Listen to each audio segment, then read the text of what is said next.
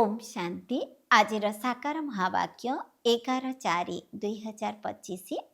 मधुर संतान माने एबे एही नाटक शेष हेबाकु जाउछि। तुम मानंकु घर को फेरिबाकु हेबो। तेणु एही दुनियारो मोह तुटाई दियो। निज घर को एवं नुआ राज्य को मने पकाओ। प्रश्न, दानर महत्व केतेबेले थाए एवं एहार प्रतिदान केउ पिलामानंकु मिलिथाए?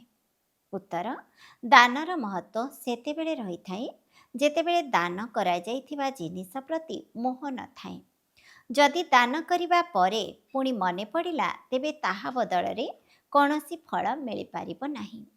प्रकृतरे परवर्ती जन्म पाई ही दान कराଯାଇଥାଏ। ସେଥିପାଇଁ ଏହି ଜନ୍ମରେ ତୁମ ପାଖରେ ଯାହା କିଛି ଅଛି ସେଥିରୁ ମମତ୍ୱ ତୁଟାଇ ଦିଅ ଏବଂ ଟ୍ରଷ୍ଟି ଅର୍ଥାତ୍ ନିମିତ୍ତ ହୋଇ ସମ୍ଭାଳ। ଏଠାରେ ତୁମେ ଯାହା କିଛି ଈଶ୍ୱରୀୟ ସେବାରେ ଲଗାଉଛ, ହସ୍ପିଟାଲ ବା କଲେଜ ଖୋଲୁଛ, ତାହା ଦ୍ୱାରା ଅନେକଙ୍କର କଲ୍ୟାଣ ହୋଇଥାଏ।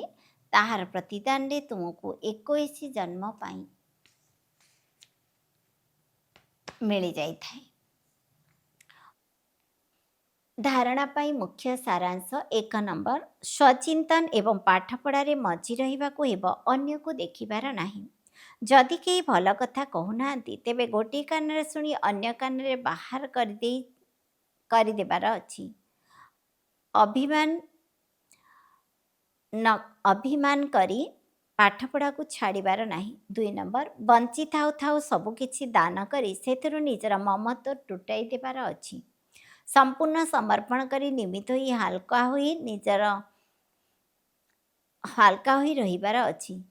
देही अभिमानी होई समस्त दैवी गुण धारण करिबार अछि। वरदान, भिन्नता को समाप्त करी एकता सृष्टि करथिबा सच्चा सेवाधारी हुआ। ब्राह्मण परिवार विशेषता हेला अनेक होइथिले मध्य एक। तुमानकर एकता द्वारा ही सारा विश्व रे एक धर्म एक राज्यर स्थापना हेउछि। सेथिपाई एथिप्रति विशेष ध्यान दे भिन्नता को समाप्त कर एवं एकता आण, तेबे कुहाजिबो सच्चा सेवाधारी। सेवाधारी निज पाई नुहंती किंतु सेवा करिबा पाई थांती। निजर सबु किछि सेवा प्रति स्वाहा करि थांती।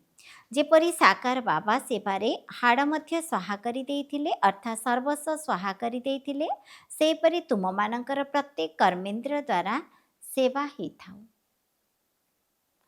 स्लोगान, जदि परमात्मांकर स्नेह रे हजि जीव तेबे एही दुखर दुनिया भूली होई जीव। ओम शांति।